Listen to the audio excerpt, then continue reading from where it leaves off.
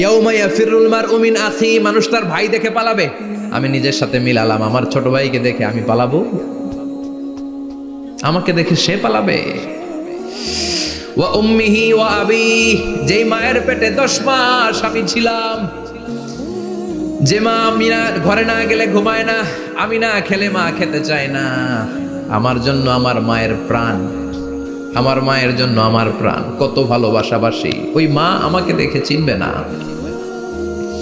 আমি নাকি আমার মাকে দেখে চিনব না।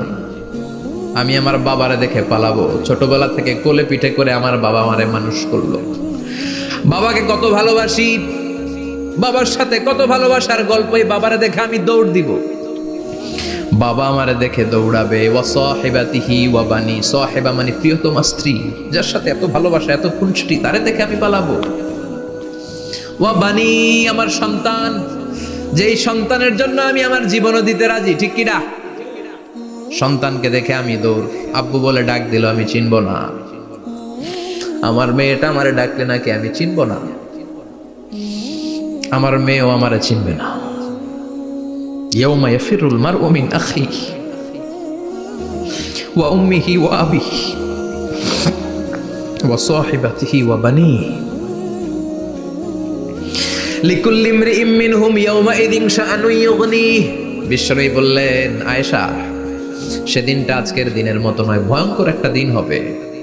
বাবা ছেলেরে চিনবে না, ছেলে বাবার চিনবে না, মা তার মেয়েরে চিনবে না, মেয়ে তার মারে চিনবে না। মা আর মেয়ের ভালোবাসার চেয়ে বড় ভালোবাসা হতে পারে? বাবা ছেলের ভালোবাসার চেয়ে বড় ভালোবাসা? স্বামী স্ত্রীর ভালোবাসার চাইতে বড় ভালোবাসা দুনিয়ায় আছে? স্বামী স্ত্রীরে চিনবে না, স্ত্রী স্বামীকে চিনবে না, বন্ধু বন্ধুরে চিনবে না, ইমাম সাহেব মুসল্লিরে চিনবে না, মুসল্লি ইমাম সাহেবকে চিনবে না, নেতা কর্মীরে চিনবে না, কর্মী নেতাকে চিনবে না। আমরা সবসময় বিপদে আছি, তবে 4টা কাজ করলে আমাদের বিপদকে কাটিয়ে দিবে কে? আল্লাহ। ঈমান আনতে হবে কার উপর? জোরে বলেন। ঈমানের পথে অবিচল থেকে আমার মরণ যেন হয়, ঈমানের পথে অবিচল থেকে আমার মরণ যেন হয়। তোমারই কাছে মিনতি আমার, তোমারই কাছে মিনতি আমার, মহামহিম দয়াময়, ঈমানের পথে অবিচল থেকে আমার মরণ যেন হয়। পড়েন আমিন। চমৎকার দোয়া হয়ে গেছে না? ঈমানের পথে অবিচল থেকে আমার মরণ যেন হয়। আবার পড়েন আমিন। তো যেই ইসলামী সঙ্গীতগুলোর নাশিদগুলোর কথামালা সুন্দর, এগুলো আপনারা গাবেন, এগুলো হৃদয়কে টাচ করে। যেগুলো হৃদয় থেকে লেখা হয় এগুলো হৃদয়কে টাচ করে, যেগুলো হৃদয় দিয়ে বলা হয় এগুলো মানুষের অন্তরে যে টাচ করে, ঠিক কি না? বিশ্বনবী যা বলতেন হৃদয় থেকে বলতেন, প্রাণ খুলে বলতেন, প্রাণ থেকে বলতেন, যেটা মানুষের হৃদয়কে টাচ করত। আবার বিশ্বনবী কথা বলতেন কম, কিন্তু এটার অর্থ ছিল ব্যাপক।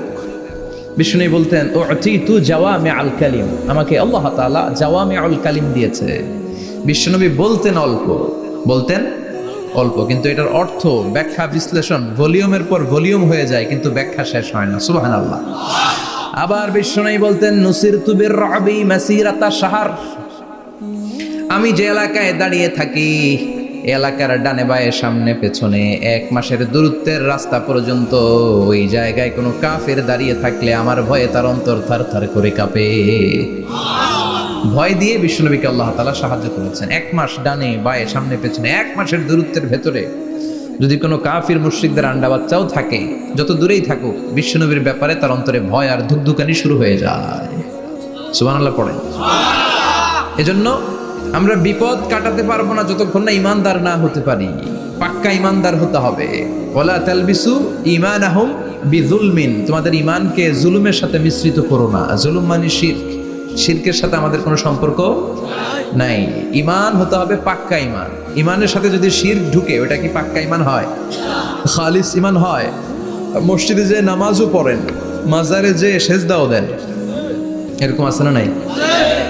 মসজিদে যে আল্লাহর কাছে চায়, মাজারে যে বাবার কাছে চায়, আছে না নাই? মসজিদেও দান করে, আবার মাজারে যেও দান করে, আছে না নাই? না, আপনার এই ডবল স্ট্যান্ডার্ডকে থামিয়ে দিতে হবে, এটাকে ব্রেক করে ফেলতে হবে। আপনি চাইবেন শুধু একজনের কাছে, তিনি কে?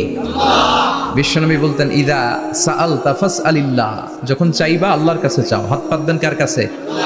ওয়া ইদা ইসতাআনতা ফাসতাইন বিল্লাহ, সাহায্য যদি চাও একমাত্র কার কাছে যাবা? আমাদেরকে সাহায্য করতে পারে কে? বিপদে পড়লে উদ্ধার করতে পারে কে? কবরে মাজারে পড়ে থাকা ব্যক্তি আমাদের উদ্ধার করতে পারে? কথা বুঝতেছেন তো?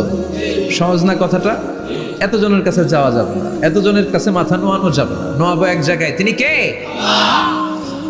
আবার বিশ্বনবী বলতেন, এই শিরিক হচ্ছে আখফা মিন দাবিবিন নামাল, পিঁপড়ার গুটি গুটি পায়ের চেয়েও শিরকটা হলো বড় সূক্ষ্ম। পিঁপড়া যেমনি গুটি গুটি পায়ে মিষ্টির দোকানে ঢুকে যায়, যে মিষ্টি নষ্ট করে, শিরক তেমনি তোমার ভেতরে ঢুকে তোমার ঈমানকে নষ্ট করে দেয়। আখফা মিন দাবিবিন নামাল। আপনি পাহাড় পরিমাণ গুনাহ নিয়ে, হাদিসে কুদসিতে এসেছে, সাগরের ফেনা পরিমাণ পাপ নিয়ে আল্লাহর কাছে হাজির হয়েছেন। আল্লাহ, আমি পাপী, আমি কি? পৃথিবী না জানুক আমি তো জানি, আমি কি পাপ করেছি হায়। পৃথিবী না জানুক আমি তো জানি, আমি কি পাপ করেছি হায়। আমার পাপের করলে বিচার, বাঁচার উপায় নাই আমার। দয়াময় প্রভু মাফ করো আমায়, মাফ করো আমায়। পড়ে না আমি? আমরা সবাই পাপী। আমরা কি? বিশ্বনবী বললেন, কুল্লুকুম খাত্তাউন, তোমরা সবাই পাপী। ওয়া খায়রুল খাত্তাইন আত-তাওয়াবুন, আর এই পাপীদের মধ্যে সবচাইতে ভালো পাপী ওই পাপী যেই পাপী পাপ করার পরে তওবা করে কার কাছে? এজন্য আল্লাহ বললেন, ইয়া আইয়ুহাল্লাযীনা আমানু তুবু ইলাল্লাহি তাওবাতান নাসুহা। তওবার মতো তওবা করো, কান্নার মতো কান্না করো। চোখের পানি এটা একটা খুব পাওয়ারফুল একটা জিনিস, এটা আপনার পাপকে ধুয়ে মুছে সাফ করে দেয়, আপনাকে নিষ্পাপ বানিয়ে দেয়, ঠিক কি না? তো এই বিশাল পাপের বোঝা নিয়ে, পাহাড় পরিমাণ গুনাহ নিয়ে কিয়ামতের দিন যদি আল্লাহর কাছে আপনি হাজির হয়ে যান, ওই পাপের মধ্যে যদি শিরকের পাপ না থাকে, মানে কোনো মাজারে যে সেজদা দেন নাই, বাবার কাছে যান নাই, কোনো মাজারে মানত করেন নাই, মাজারে লাল শালু দেন নাই, মোমবাতি দেন নাই, আগরবাতি দেন নাই, মাজারে মুরগি মানত করেন নাই, এই পাপগুলো করেন নাই। অনেক পাপ আপনার আছে, কিন্তু শিরকের পাপ নাই। কোন পাপ নাই? আল্লাহ বললেন, হাজার কোটি পাপ নিয়ে, পাপের বোঝা নিয়ে, পাহাড় পরিমাণ অন্যায় নিয়ে, গুনাহ নিয়ে যদি আমার সামনে আসো, আর এই গুনার মধ্যে যদি শিরকের কোনো গুনাহ না থাকে, তাহলে আমি আল্লাহ পাহাড় পরিমাণ দয়ার ক্ষমা নিয়ে তোমার কাছে হাজির হয়ে যাব। সুবহানাল্লাহ। এজন্য শিরকের সাথে আমাদের কোনো সম্পর্ক, এই শিরক করলে তার মাফ নাই। ইন্নাল্লাহা লা ইয়াগফিরু আন ইউশরাকা বিহি, শিরক করে ফেললে আর মাফ নাই। এটা ভয়ঙ্কর, এটা ক্যান্সারের চেয়ে ভয়ঙ্কর। ক্যান্সারের অ্যান্সার আছে, শিরকের কোনো অ্যান্সার নাই। লা ইন আশরাকতা লা ইয়াহবাতান্না আমালুক, যদি তুমি শিরক করো, তোমার রোজা, নামাজ, হজ, যাকাত, জিকির গুলারে বাতিল করে দিবে কে? এজন্য শিরকের সাথে আমাদের সম্পর্ক আছে। এত ওয়াজ আমরা করি, তারপরে অনেক জায়গায় ছবিতে দেখি যে মহিলারা যে মাজারে সিজদায় পড়ে থাকে। এজন্য এটা ছড়ায় দিবেন, এই মাহফিলের কথাগুলো এই যে রেকর্ড হচ্ছে, এগুলো ছড়ায় দিবেন। গণসচেতনতার দরকার আছে। এই যত আমরা ট্রাই করে যাব, একটা সময় দেখবেন আমাদের এই সকলের একসাথে প্রচেষ্টার ফলে এই শিরক নামক ভাইরাস বাংলাদেশ থেকে আমরা বিদায় করে দিতে পারবো। চিল্লা এখন, ঠিক কিনা? এজন্য আমরা বিপদে আছি, তবে ইমানদার, শিরক ব্যতি রেখে খালেস ইমানের যদি অধিকারী হয়, আমাদেরকে বাঁচিয়ে দিবে কে? দুই নম্বরে ওয়া আমিলুস সলিহাত। কি বলছে মনে আছে তো? ইমান, ইমান আনলে বেঁচে গেলাম। আরেকটা কি? আমিলুস সলিহাত, নেক কাজ, ভালো কাজ। ভালো কাজ শুধু জিকির করার, নামাজ পড়া নাকি? না, আপনি কাউকে পরামর্শ দিলে এটাও ভালো কাজ। ঋণ দিবেন, ঋণ দিলে আপনার মর্যাদা বাড়ায় দিবে কে?